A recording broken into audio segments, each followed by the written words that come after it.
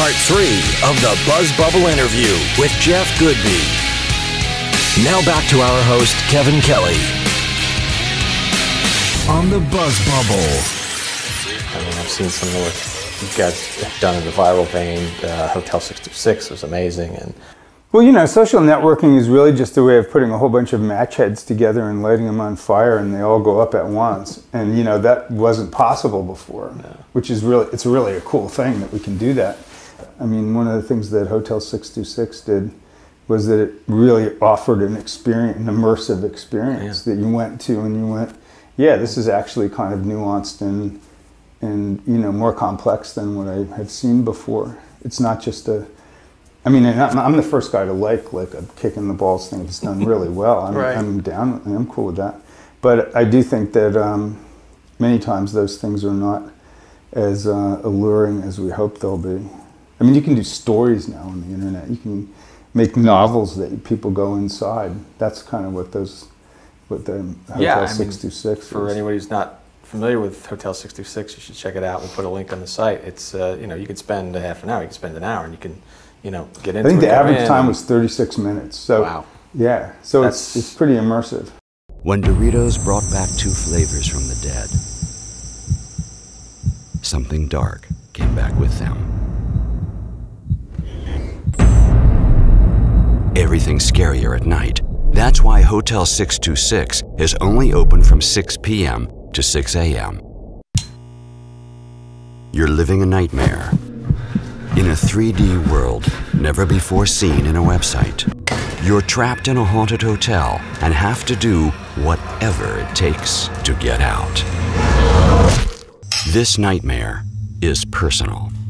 Hotel 626 uses your webcam to sneak a picture of you and shows it to you later in a serial killer's lair. You shouldn't be in there. Your one salvation is a phone call on your actual cell phone that gives you directions on how to get out and knows your every move. Quick, head down the hallway, turn right. After you've made it out of Hotel 626, you get a call on your cell phone. You made it out, but we'll see you again in the darkness.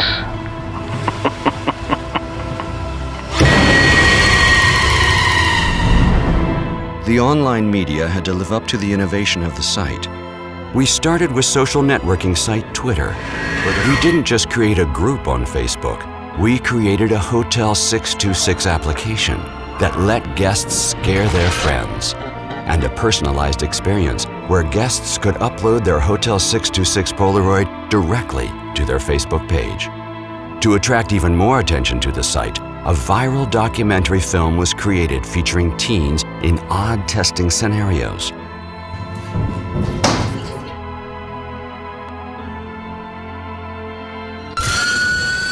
That's way beyond any viral video that you could ever want to make. So to say that's where it's going, I think is a good portion of what we should all be thinking about, not just... Yeah, and you know, in the follow-up Asylum 626 that we did this year, it does all kinds of, you know, you basically have to go, yes, it's okay if you take my picture, yes, it's okay if you use my Facebook page. And so suddenly when you go into the experience, you know, you see a reflection of your face in some water, and the murderer's behind you, and it's you that's about to be murdered, you know, and you're like, how did that happen? Right. And what happens is your webcam took a picture of you while you were playing the game, and it gets put into this sync. That's so amazing. You know, stuff like that, very subtle. Takes your friends and puts them up there and goes, you know, you have to like sacrifice one of these people to the murderer. Most of us could have like 3 dozen. Which one do you want? Yeah. So, you know, it does things like that to you that are surprising, for sure. Fantastic. Art and Copy, fantastic film. And do you remember when you got contacted and, you know, how you felt about taking your place on film in the history of advertising? Well, I didn't think it was going to be that, to tell you the truth. You know, usually I do interviews like that or this, and, you know, you go see the movie and there's like 14 seconds of you, and then you're like, wait, what? That's me. I said a lot of smart stuff. And, but that movie actually did, I think, a terrific job of using the best things that people said. And What a great context for people that might go into the business, you know? Advertising makes food taste better. It makes cars run better. I think many times what they're buying is what they wish their lives would be. There are a lot of people in this business, but damn few really good ones. Did you see that thing? Oh, by the way, I'll take it. It just goes on and on and on and on and on and on. I think a lot of the stuff that we talked about in their TV commercials and, you know, old-time advertising meetings and stuff were not necessarily what happens in advertising now, but the spirit of it was still there. The fact that it's a really immersive kind of interesting business and, you know, requires like the best part of your creativity to do it well was really there. Plus, you know, the crazy George Lois shit with him screaming. That was great. Yeah, I mean, it was great. Everybody was fantastic. It was really well put together. Yeah, I thought it was inspirational in a way. It made me really dig the business, you know. Something that Doyle Dane Bernbach, or I guess Bill Bernbach, did back when, putting the art director and the copywriter in the room. It's kind of going on now with people use the term digital agency, and then people say, what does that mean? Well, you know, for me, and I've talked to other people, and I won't claim this idea, but the idea of now let's bring the tech guy and let's put him in the room too. And I mean, you guys have some great, well, the 626 is a great example, but also the work you do for HP, the TV spots. I mean, there's a lot of tech in that. I mean, you know, what are your thoughts on what really that whole term is, digital agency, and the idea of bringing, you know, the tech guy into the concept? You know, when you're starting to generate the ideas instead of the old school of, all right, here's the idea, you know, make a website, make an application, you know. And, do the next thing with it. Yeah, right. Well, you know, the best ideas we've had around here in the last few years didn't necessarily come from the Bill Bernbach system of two people together in a room. You know, many times it's like 6 people together in a room now, or 3 or 4 people in the digital side of the thing that are more digitally literate, coming and saying, you know, you can do this now, and other people going, really, that's exciting. You know, let's try to go in that direction. So I do think that it takes a lot of different specialties being together in one place, more than it used to.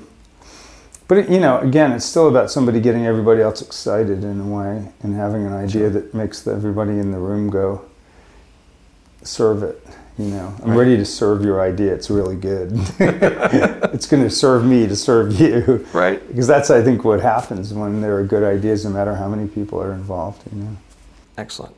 You and Alex Bogusky had gotten together to kind of put together and judge the Small Agency Awards last year. How did that come about, and how? It came about largely because we were bitching, I think, independently to Ad Age editors about like coverage that small agencies get.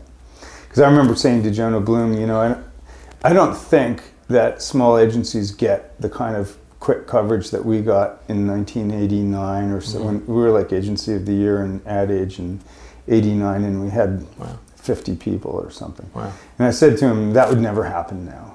I mean, you know, God love you guys, you do celebrate creativity to the extent you possibly can, but you would never give Agency of the Year to a 50-person agency in San Francisco. It just wouldn't happen. Right. And that's sad, isn't it? And yeah, from being an owner of a 20-person agency. That's the most interesting thing going on, you know? I mean, it could be. In fact, it very likely is. You know, I went to Sydney and I met these guys at an agency called 3 Drunk Monkeys. They might be the most interesting agency in the world. And, you know, they got 50 or 60 people. Right. And there's no reason why that can't be a really, really big story, other than we've come to celebrate other stuff, you know, new business wins and growth and, you know, stuff that doesn't really have anything to do with the reason why all the people in art and copy are in the business. Right. You know? Where can I find more information about those awards and those agencies, and, you know, is there those little places? Was there? Well, that's what I mean. You kind of have to know that they're there. You know, I mean, you gotta know them. By the time they're a certain size, they're not like that anymore. Right. You're right. There's no site for it. There's no. How do you find them? This is going to happen again next year, or? Yeah. That's all. It's all going to be. I think it has been published already. They published the results of that. Yeah. Okay. They had winners and everything. Yeah.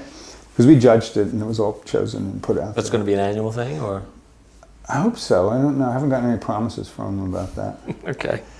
See, that's what happens is it turns into something that's just done for a year, and then they put it on the back burner, and then suddenly the small agencies aren't getting any real publicity anymore. And even that, you know, I don't think they got big publicity. I mean, I'm talking about being on the cover of Ad Age at a time when Ad Age was actually a big, majorly relevant publication with 60 people. That ain't gonna happen now. Not in 2010. Yeah.